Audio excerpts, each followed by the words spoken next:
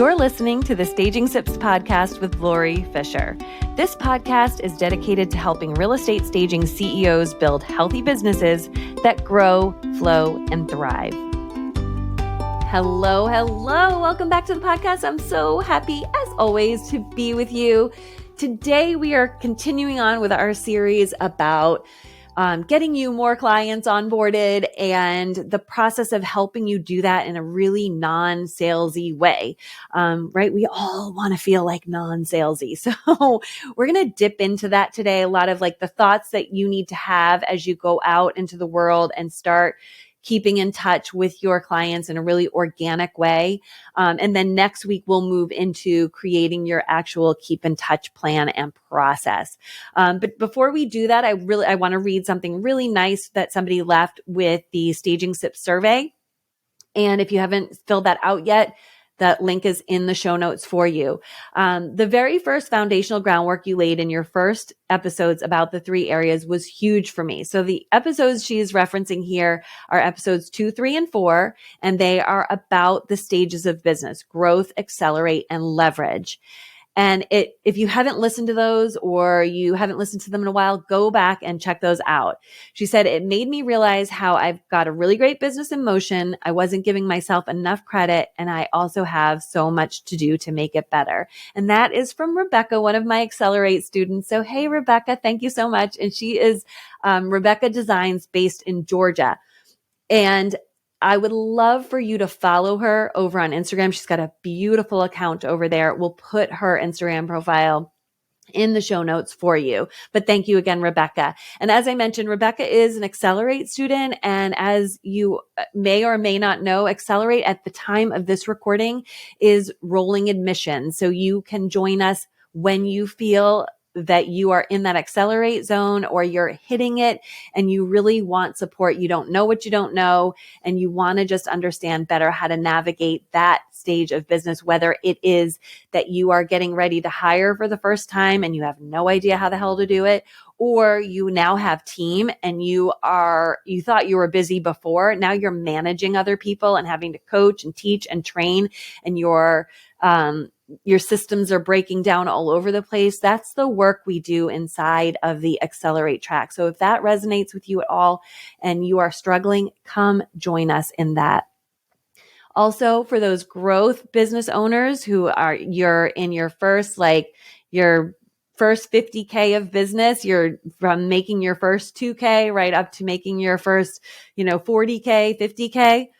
That is the ideal spot for you as a growth business owner, where we can get you all of the foundations of this keep in touch and how to do your marketing so that you grow your business and start to fill your calendar. That's coming soon. And those links are all in the show notes. And then the last thing is, I want to make sure if you don't have it yet, you are going to want it, the digital swag bag, especially because of the profitability calculator. So many people are out there struggling with not enough cash flow, not enough profit. That profitability calculator is the one resource inside the digital swag bag I want you to have more than probably anything else, because it helps you play with what your expenses are and what you are pricing your services at, and how many services you need to sell in a month to cover your expenses and predict the profit that results from that. So if you do not have that, go get it now. Okay. All right. There we go. Now, all that housekeeping out of the way, let's dive into how we keep in touch in a non-salesy way. And first of all, the thoughts and the mindset we need to have around that. So in episode 60, we talked about the core 4 steps to attracting clients. So the core 4 are meeting people, telling them that you're a stager, telling them how you help, and keeping in touch. And I had mentioned that there's kind of like these 3 phases of getting new clients. That's getting noticed, getting known, and then getting your new clients. Getting noticed is really easy. That's you're meeting people, telling them you're a stager, and telling them how you help. Getting new clients is really easy once you've done the work in that middle, getting noticed. And that is your keep in touch campaign. And what a lot of you have shared with me, whether it is my students in Accelerate or the people who have filled out the survey or people who have reached out to me directly via emails, is that they are struggling with that keep in touch part, that they don't have enough clients, but yet they don't have an actual plan and process to keep in touch. And we really need to do that. That is one of your most important jobs in the early stages of your business. In fact, in the very earliest stages of your business, that is your only job. It's your only job to be in front of people, getting noticed, getting known, and getting new clients. So let's break down like keeping in touch, how I define it, and how we can create thoughts that help us as we'll go next week to create our keep in touch plan. So first of all, keeping in touch for me is just really the definition is simple, small actions you take on a consistent basis to volunteer your value and make offers to help. Or some people call it calls to action, getting people to take some small action step for you. And you can do this in person and online. But the keys here are small actions that you do consistently. And we'll talk about that a little bit more toward the end of this episode and definitely more next week. And listen, I know that idea of making offers, having people do call to actions probably brings up some things for you, right? Like a lot of us have said, using that term, they don't want to feel salesy. I didn't want to feel salesy. I don't want to feel salesy, right? I hear it from my students. I hear it from all of you in your feedback. And my goal is to teach you how to not be salesy, how to not be weird or feel like in hustle mode or needy in the way that you stay in touch with people. I really want to teach you to sell cleanly, and I want you to engage with people in a really professional way. I want you to feel like you're elevated in your marketing, and I want us to create better thoughts so that idea of making offers or selling feels really natural to you and feels organic. So let's dive into a little bit of the mindset. The first thing that you need to understand with everything, and I know it sounds woo and I know it sounds crazy, is that your thoughts create your results. Because what happens is your thoughts create specific feelings, which drive actions, which drives results. And I heard this quote that I thought was amazing, and it really applies to the sales. The magic you're looking for is in the work you're avoiding, right? So we tend to avoid work because we have a thought, which creates a feeling that prevents us from taking action. So what we really need is to create a compelling reason to stay in touch, because we're going to have to sit in a shiz ton of discomfort to speak about ourselves and our gifts and engage in the activities to grow our community. That takes a lot of queasiness, right? The idea of walking into a networking event where you may not know anybody or speak in front of a small group or a large group or follow up, thinking about all of it probably makes a bunch of us start sweating, right? I think my palms are getting sweaty just thinking about it. It can be deeply, deeply uncomfortable to have to share about ourselves, what we're doing, the results that we have. So, right. I remember the feeling of literally it almost felt like I wanted to shrink. I can't describe it any other way, but I remember in the early days of my business, when I would introduce myself as a stager, I literally had this feeling of wanting to contract. Who the hell am I to be doing this? 5 seconds ago, I was selling pharmaceuticals. Who do I think I am? And I'm sure they're who the hell does she think she is? Right? What? You're a stager? And I felt like I wanted to shrink from the judgment of other people, but more importantly, I really wanted to shrink from my own judgment. I had a lot of judgment about what I was doing, why I was doing it.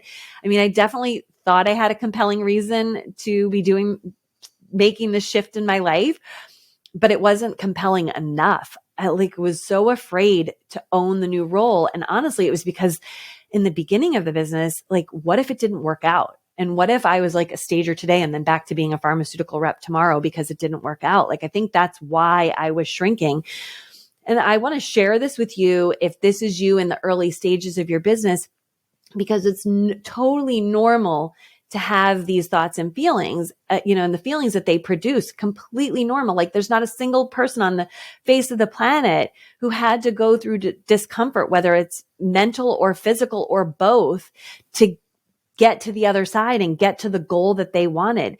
It is totally normal to have people who don't support you on that journey and make you feel a certain way, right? Like I literally just heard a speech from Kobe Bryant, who basically was saying that when he was in high school, he had a guidance counselor who told him that he would never make money playing basketball. He would it was a pipe dream. He needed to give it up. Can you imagine? And what he says is success it's like an inside game. It emanates from us and no one else.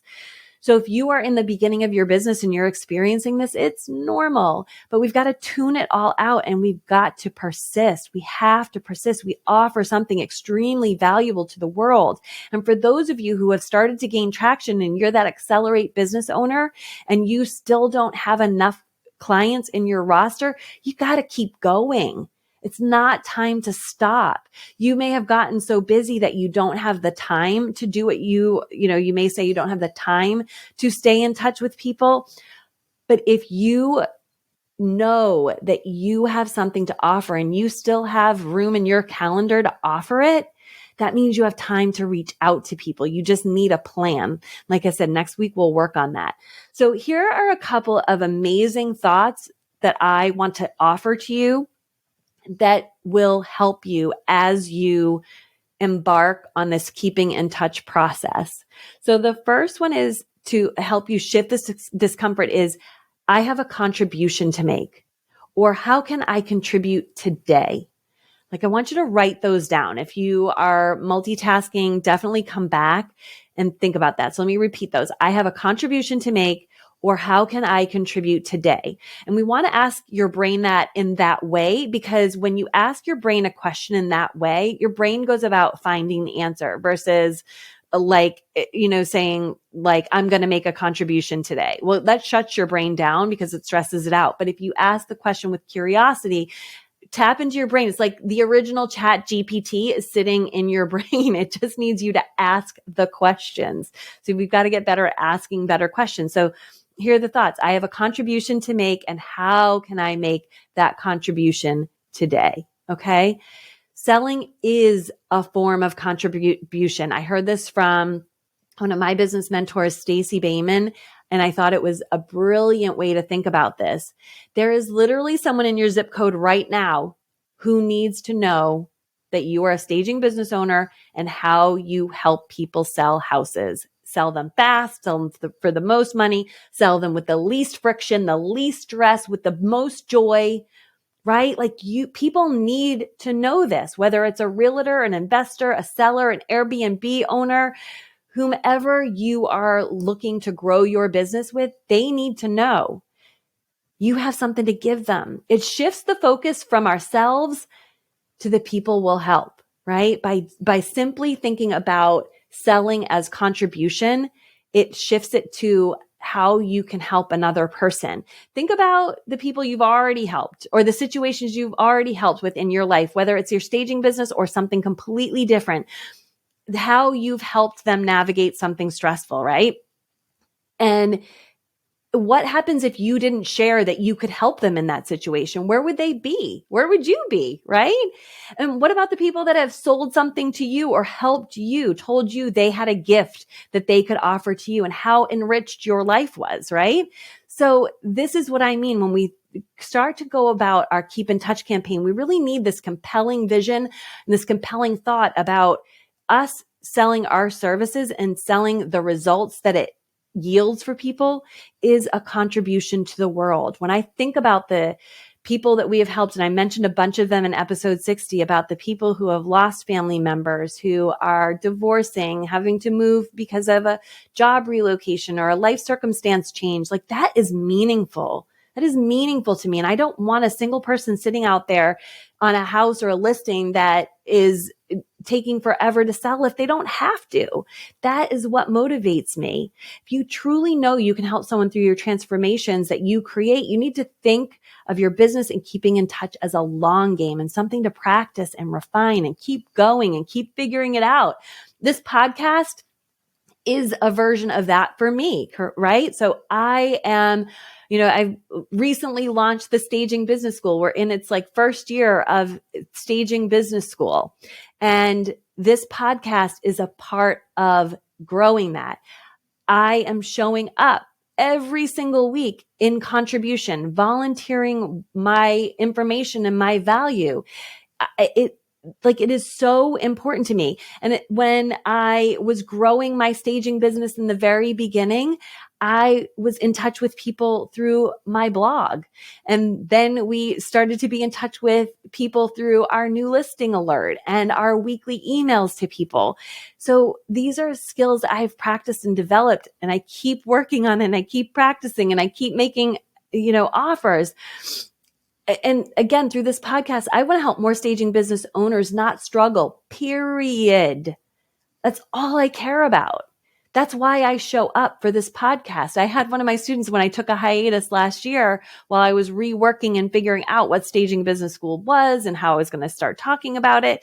Like one of my students told me, she's like, I was listening to this amazing podcast of yours for weeks on end, and then it just stopped. And I thought, oh my gosh, where'd she go? Like that meant something to me. My students, my community getting the results they want from their business, that's what I care about.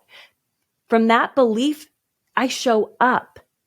Because if there's one person out there today, if it's you that can get a result from something I'm sharing, that is literally all I care about. And that's the deep belief I want you to have in the importance of you keeping in touch with people on a regular basis. And I want you to keep going.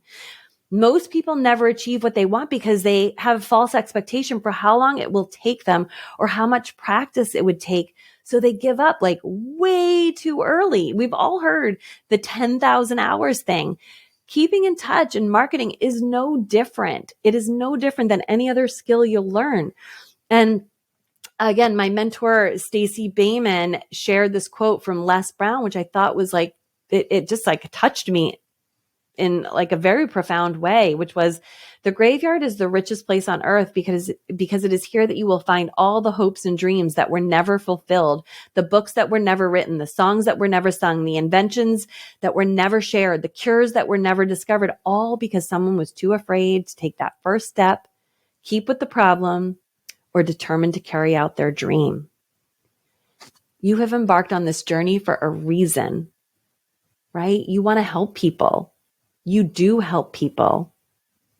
We got to keep in touch and we got to keep going, even when it feels like it's not working, even when the results aren't there, right? I just listened to an actor, I'm forgetting his last name, but he's on a show on Netflix. And anyway, he was saying that he's like a 10-year overnight success, but he woke up every day and he practiced the thoughts. He practiced the mantras. He took action to reach out to the people that could help him, right? But it looked like overnight success when it was 10 years in the making. Are you willing to think that something might take you 3, 5, 10 years to actually get good at? Keeping in touch can in fact be a commitment that you have to stick with that long. It'll show results, in the shorter term, but it takes time to practice and refine it. So how do you keep in touch? In its briefest essence, so because next week we'll go into in deeper detail, how to keep in touch. You start small with fractions of actions, right? We're going to start with the tiniest thing that you can do to keep in touch in a consistent manner. The mode doesn't really matter, whether it's email, social media, networking, coffee dates. I would say you'd be most strategic to think about, where are your people hanging out, right? Like, where are you going to find your community members? Is that on Facebook, Instagram? Is it better to network with them in person? If it's more, you want to really target people personally. And I would say networking is probably always something you're going to want to do. And I will always advocate for email as probably one of the most important tools that you have in your keep in touch arsenal for your zip and click marketing strategy, because it is actually people that you own. You don't have to, you're not at the whim of the algorithm. What matters is you show up there. Really, more important than the mode itself is that you show up. And remember, it doesn't have to be overly produced, whether it's an email that you're sending out. It doesn't have to be a newsletter with, beautiful graphics and all that. It can literally be just words on a page. It doesn't have to be overly thought through like any social media stuff. It doesn't need to be beautiful Canva images. It does not have to be overly produced, but you are going to share your expertise, your thoughts, your process, the results you get for your clients. Anything you can think of to educate your market about your business, their pain points, their aspirations, how you work with your clients, how you help. Okay, so we're going to dive into how you start to create your keep in touch plan next week. But I want you to come back and listen to this as many times as you need to, because these thoughts are going to carry you through, that you have a contribution to make. How can you make a contribution today? How can you impact one person so that you can help them make their lives easier, more seamless, help them literally and figuratively move forward. Okay. And I hope that in some small way, I have done that for you today. All right. So that is your sip for the week. I'll see you next time on the episode. Bye for now. Thank you so much for listening to the Staging Sips podcast. If you love what you've learned here today, please take a minute to rate and review it so more staging business owners can find us.